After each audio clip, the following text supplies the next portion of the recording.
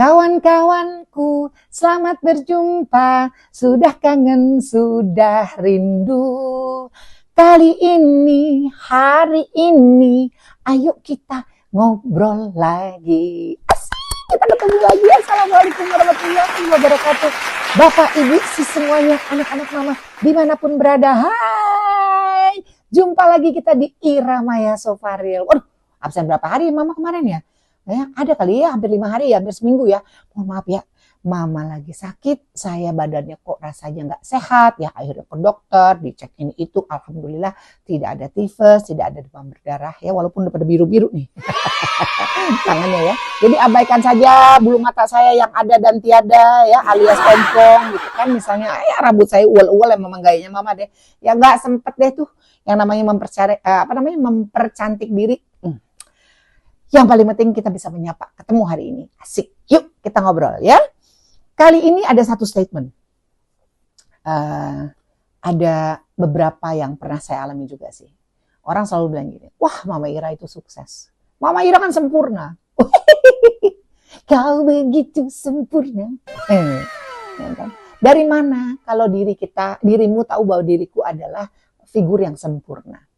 Ya, namanya sukses. Ini tidak ada hubungannya dengan diri kita harus sempurna. Sempurna itu kita dapatkan dengan cara ketidaksempurnaan yang kita olah, kita ambil kesempatannya, kita rubah sedemikian rupa untuk menjadi lebih sempurna dalam meraih kesuksesan. Ya, jangan pernah membanding-bandingkan orang. Jelas aja dia sukses, dia kan banyak duitnya, ya jelas aja dia kan begini karena dia kan artis makanya dia sukses. Ya enggak juga, ya sama, saya juga sama dengan semuanya. Kita itu ada hubungan satu dengan yang lain karena kita bersosialisasi. Ya, yuk mari kita bahas. Ada 3 alasan ya yang mengatakan atau mendukung bahwa untuk menjadi seorang yang sukses kita tidak perlu sempurna. Yang pertama, belajar dari kesalahan. Ya, yang tadi saya udah bilang, kalau kita salah, kita tahu nih kita salah nih, ya, jangan diulang lagi. Kita belajar. Jadi proses belajar untuk merubah yang salah menjadi yang benar. Ya, proses dari yang gagal menjadi sukses. Proses yang kemarin kita tidak bisa menjadi bisa. Ya kan? Itu namanya sukses. Ya. Jadi semua proses pembelajaran ya berasal dari kesalahan agar kita tidak mengulang kesalahan dan bisa mencapai hasil apa yang kita mau. Oke, alasan kedua adalah tekun, bukan tekan, tapi tekun. Kalau dulu ya, ingat gak guru-guru kita di sekolah waktu zaman SMP, SMA gitu ya. Kalian kalau belajar itu harus yang rajin dan tekun. Waduh, ya pengertian tekun itu kan artinya kita mencoba terus-menerus, kita konsisten ya belajarnya. Ini contoh ya, belajar dengan tekun, detail. Ya, tidak cepat mengeluh atau selalu mengeluh dan lain sebagainya. Ya. Biasanya orang-orang yang tekun ini adalah orang-orang yang dia tuh punya prinsip yang kuat. Ya, karena apa? Dia konsisten. Dia melakukan segala sesuatu dengan tekun. Dia lakukan terus. Dia coba lagi, dia gagal, dia coba lagi. Sampai dia menemukan satu kunci di mana disitulah saya bisa berhasil. Nah, ini namanya kunci sukses. Ya, jadi yang pertama belajar dari kesalahan. Kedua adalah tekun. Oke? Yang ketiga, orang yang sempurna adalah orang yang tidak sempurna. Ya, ini biasanya relatable kepada yang lebih manusiawi, gitu ya. Orang tuh selalu melihat ketidaksempurnaan kita dari berbagai macam sisi, entah itu dari fisik, entah itu dari backstory kita, strata sosial, ya kan, pendidikan dan sebagainya. Jadi banyak banget ya. Ini lebih ke humanis, gitu ya. Ini alasan-alasannya. Kalau orang bilang orang itu kelihatannya tidak sukses dengan segala keterbatasannya, ternyata dia sukses. Ngeri kan? Kita cuma bisa melihat, oh ini biasanya sebelah mata, ini apa-apa lah, nggak mungkin lah. Ya. Jangan pernah, ya. Jangan pernah underestimate seseorang. Ya. Orang yang tidak sempurna belum tentu dia tidak sukses. Mohon maaf dengan segala hormat. Ya, jadi jangan pernah komparasi yang berhubungan dengan fisik misalnya atau berhubungan dengan strata sosial yang lain. gitu ya. Mari kita sama-sama membuka pikiran kita untuk lebih lebih legowo, lebih mawas diri gitu dalam setiap kali memberikan komentar dan lain sebagainya.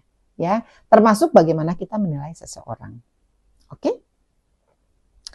Berikutnya lagi, sukses adalah relatif dan subjektif. Sukses adalah relatif dan subjektif. Maksudnya begini, kalau kita merasa puas dan bahagia ya dari apa yang sudah kita capai, ya sesuai nilai dan tujuan pribadi kita, itu boleh kita namakan relatif dan subjektif. Artinya kita yang merasakan, kita yang mengalami. Kita pikirkan, kita niatkan, kita pikirkan, kita jalani, kita berjuang dan sebagainya. Nah, itu ada hubungan dengan kita. Lebih subjektif kepada diri kita sendiri, ya. Dan sangat relatif sifatnya. Oke? Kelima adalah jadi diri sendiri. Ya. Orang yang sukses tidak harus sempurna. Tidak harus memaksakan diri untuk menjadi orang lain. Jadilah diri kita sendiri. Ya, karena dengan menjadi diri kita sendiri itu tidak menghilangkan esensi dari diri kita yang sebenarnya. Ya. Apa sih diri kita ini? Seperti apa sih kita? Jangan pernah merasa bahwa kita tuh selalu ada keterbatasannya, selalu kita tidak mampu. Kita yakin banget bahwa nggak mungkin lah. Duit kita cuma sedikit, kita nggak mungkin bisa beli rumah. Wah, kapan lagi kita punya? Wah, jangan-jangan kita punya rumah tuh bakalan sekitar 30 tahun lagi. Udah ketemu tua lu. Ya, coba punya cara pikir yang positif dan jadi diri sendiri. Begitu kita tahu diri kita seperti apa, kita tahu apa yang kita bisa, kita tahu apa yang menjadi keistimewaan dalam diri ini, explore. Ya. Jadi segala sesuatunya itu berangkat dari mindset sama dari bagaimana kita being ourselves. Ya. Untuk menjadi seseorang tidak harus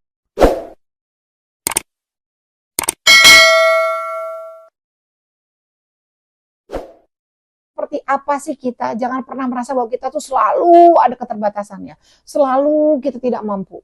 Kita yakin banget bahwa nggak mungkin lah, duit kita cuma sedikit, kita nggak mungkin bisa beli rumah. Wah, kapan lagi kita punya? Wah, jangan-jangan kita punya rumah tuh bakalan sekitar 30 tahun lagi. Udah ketemu tua lu. Ya, coba punya cara pikir yang positif dan jadi diri sendiri.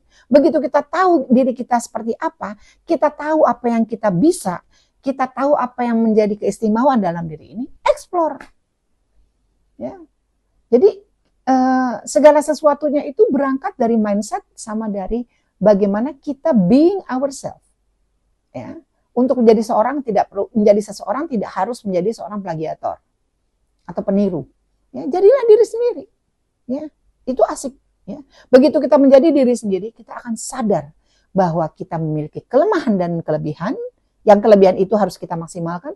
Kekurangan kita sadari, kita rubah. Jangan dirubah total, jangan. Supaya kita tahu sedikit-sedikit mana kekurangan kita.